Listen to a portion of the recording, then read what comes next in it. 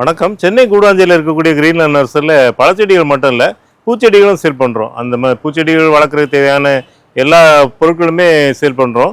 இந்த வாரம் நிறைய பூச்செடிகளில் ரோஸ், செம்பருத்தி, மல்லி இந்த மாதிரி நிறைய வெரைட்டிகள் வந்திருக்கு. அதுதான் இந்த வீடியோவில் பார்க்குறோம். பாருங்கள் எவ்வளோ அழகான கலர்ஸ்லாம் வந்திருக்கு. நீ பாருங்கள், சூப்பர் கலர்லாம் வந்திருக்கு. காஷ்மீர் ரோஸ் வந்திருக்கு. பன்னீர் ரோஸ் நம்ம வீட்டில் வளரலாம் அப்படின்னு நினச்சிங்கன்னா இந்த காஷ்மீர் ரோஸை தாராளமாக வளர்க்கலாம்.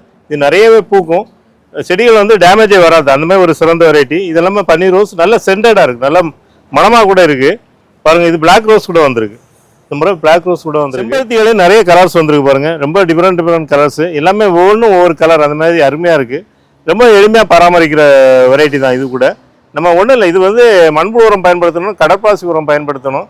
அதே மாதிரி கொஞ்சம் வெயில் உள்ள இடங்கள் இந்த செடிகளை வைக்கணும். வச்சிங்கன்னா நல்லா வளரும். அதே மாதிரி வேப்பமுனாக்கும் நம்ம கொஞ்சம் கொஞ்சம் போடணும், ரொம்பவும் போடக்கூடாது. ஒரு 2 ஸ்பூன் 3 ஸ்பூன் வேப்பமுனா போட்டு பராமரிச்சோன்னா அந்த செம்பருத்திலாம் நீண்ட நாள் பலன் கொடுக்கும். அடுத்து நம்ம சாமந்தி வெரைட்டிலே பார்த்தீங்கன்னா நிறைய கலர்ஸ் வந்திருக்கு. இந்த முறை பார்த்தீங்கன்னா எல்லாம் பெரிய செடியெல்லாம் இருக்குது, நல்ல கலர்ஸ் அட்ராக்டிவாக இருக்குது. இது எப்போவுமே வரக்கூடியது, அந்த சீசன் டைமில் எல்லாமே வரக்கூடியது. இது எல்லாமே இண்டோர் பிளான்ட், நம்ம எப்போவுமே அதிகமாக மூவ் ஆகக்கூடிய செடி. இந்த ட்ரெஸ்ஸினா வெரைட்டிலாம் அதிகமாக மூவ் ஆகக்கூடிய வெரைட்டி.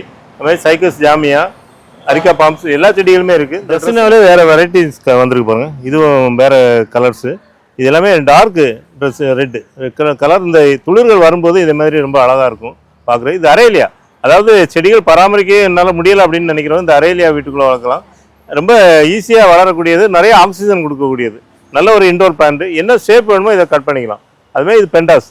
இந்த பெண்டாஸுமே ஒரு எளிமையான இதுதான். செடிகள் வந்து நீண்ட நாள் வாழக்கூடியது. அதாவது சில செடிகள் வந்து நம்ம சீசன் ஃப்ளவர்னு சொல்லுவோம், அந்த மாதிரி செடிகளும் இருக்குது.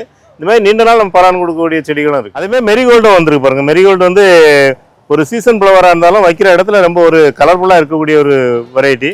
ரொம்ப எளிமையான பராமரிப்புடையது. நல்ல பூக்கள், நல்ல பெரிய பெரிய பூவாக, செடியும் நல்ல திரட்சியான செடியாக வந்திருக்கு.